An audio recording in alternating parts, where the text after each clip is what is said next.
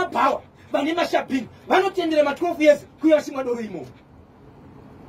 vacho vari kutsvaga vanhu kudanana navo vari kuya nezvombo vachizokuenda mudzimba zvombo zvamuri kutaura nezvazvo chii chaicho ndozuro mukoma KB kwanza vakomana vari kumamaini vanoti kana paita dombo ranetsa right vanokanda ndosha vakakanda nezuro tobva taputika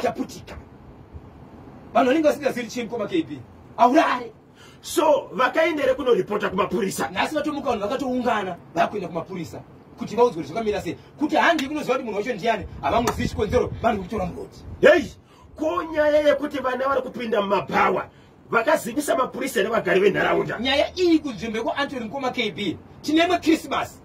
yakabuda kuti nyaya iyi kwakawanika vana vasvika kuma 14 vamwe vachinzi varepwa vamwe vachinzi vakanganiswa ndiyo nzvimbo yacho kuti iyoyo yagara ine vana vadiki vanoenda kumabhawa hatisi kuziva kuti vabereki vevana nevanhu vane mabhawa vangabatsirana sei kubvisa vana vadiki mumabhawa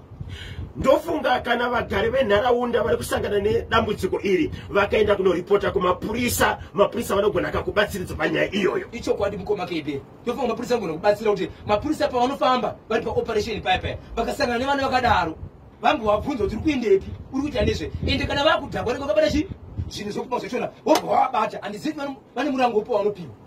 iye akakanda hatizive kuti chii chaakakanda mumba chinoshandiswa kumamaini right hapana munhu akakuvarera hapana munhu akakuvara pangoita mavakuvara zvishoma nekungotikiningo kwemidhuri